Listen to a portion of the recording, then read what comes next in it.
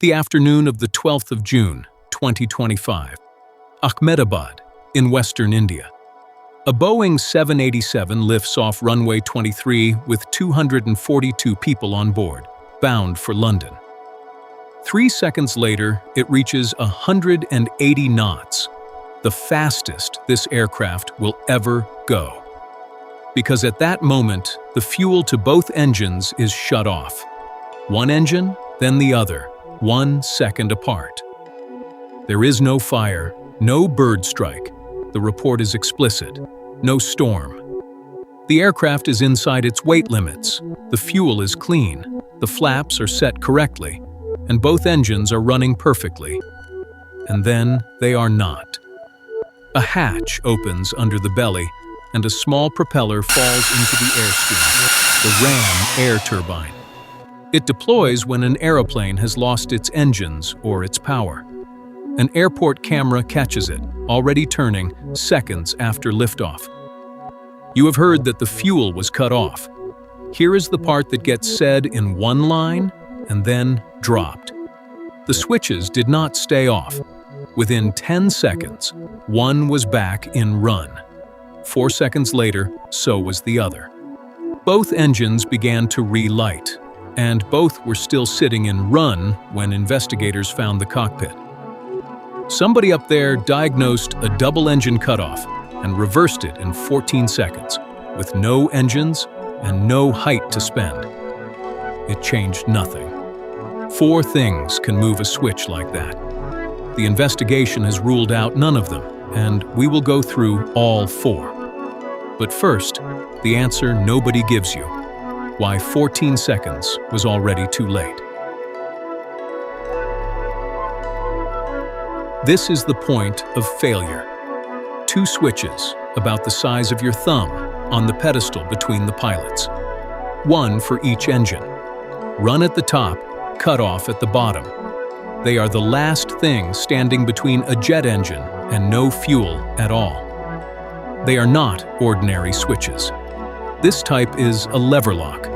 There is a small metal tab inside the shaft that sits in a groove, and while it is seated there, the switch will not travel at all. You cannot knock it, brush it, or slide it. To move one, you pull it straight up, out of the groove, and only then can you push it down. There is a metal guard on either side as well. Put a switch to cut off, and it does not close a fuel line by hand.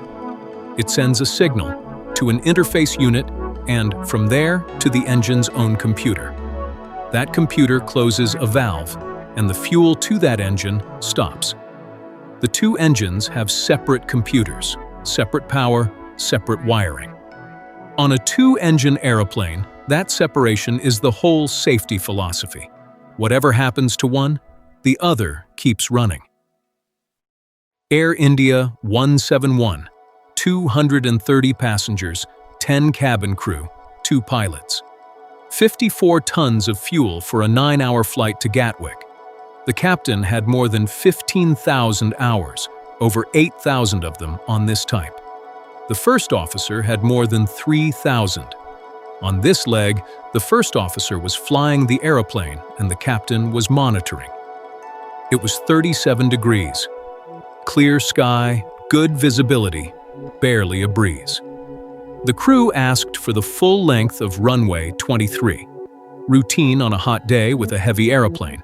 Taxied down, turned around, and lined up. Everything about the next minute was normal. That is what makes the report so difficult to read. The aircraft started rolling at 7 minutes and 37 seconds past 8 in universal time.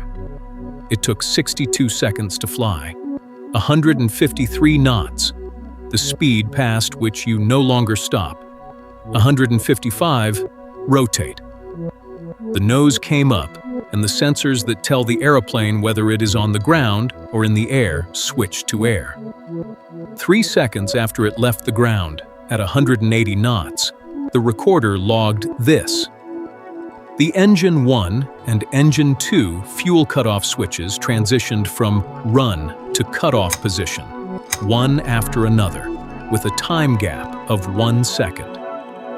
both engines began to run down. The recorder also captured the cockpit, and the report describes what it heard in a single sentence. One of the pilots is heard asking the other why he did cut off. The other pilot responded that he did not do so.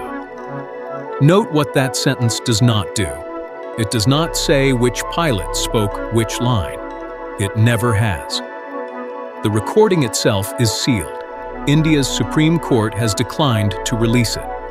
Every version of that exchange, circulating with names attached to it, is somebody's reconstruction, not the record. We are not going to add another one. 5 seconds after the cutoff, both engines had fallen below the slowest speed at which they are designed to keep running, and the ram air turbine's pump took over the hydraulics. That is the aeroplane's last resort. A propeller in the wind, keeping enough pressure in the system to move the controls. The aircraft was now flying on a windmill. 10 seconds after the fuel was cut, the engine, one switch went back to run. 2 seconds later, a door opened in the tail as the auxiliary power unit began to start itself automatically. 4 seconds after that, the engine, two switch, went back to run as well. Somebody in that cockpit was working the problem and had found it and had undone it inside 14 seconds.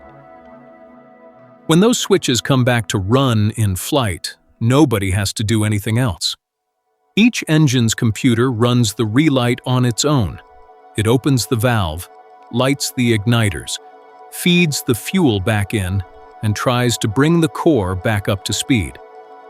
The report confirms it started, exhaust temperature rising on both engines.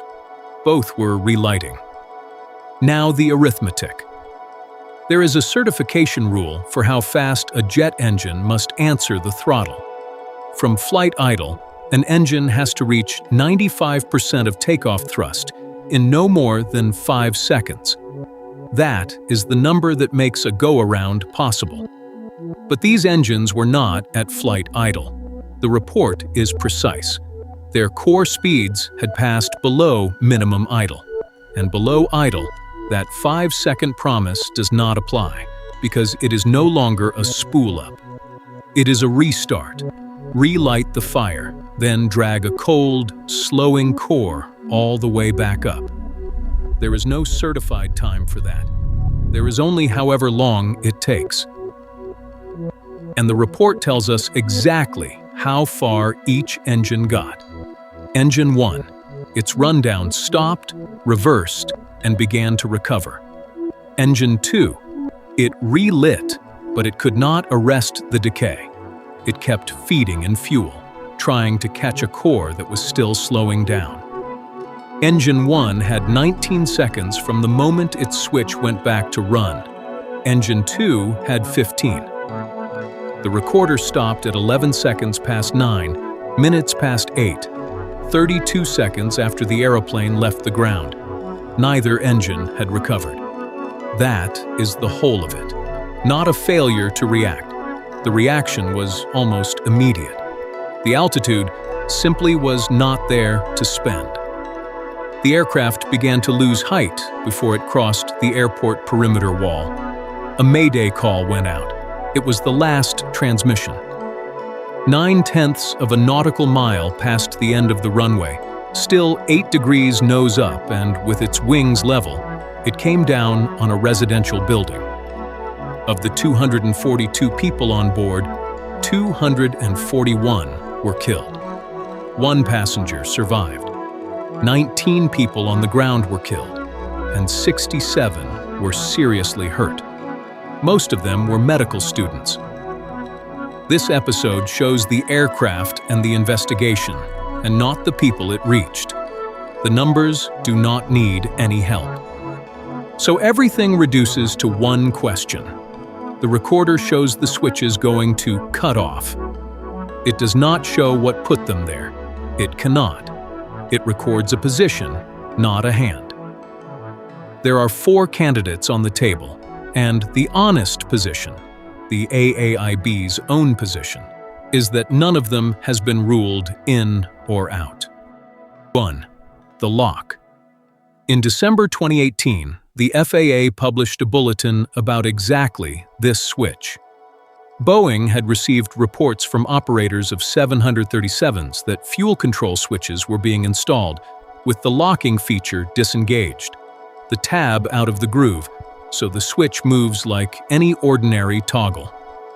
The bulletin was addressed to the owners and operators of 8 Boeing models. The 787 is named on its first page.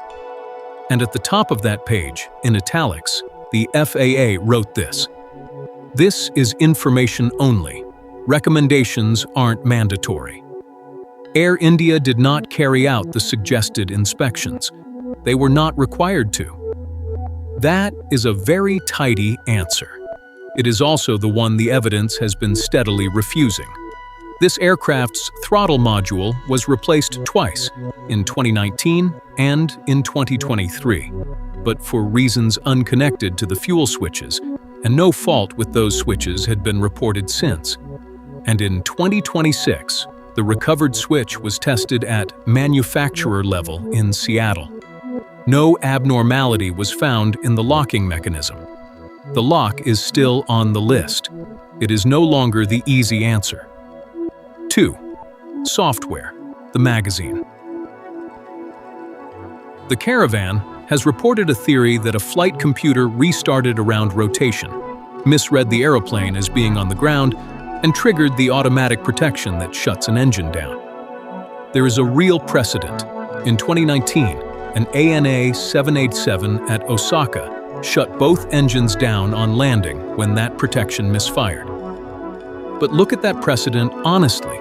It happened on the runway, on a different engine type, with the thrust reversers selected, the exact conditions the logic is watching for.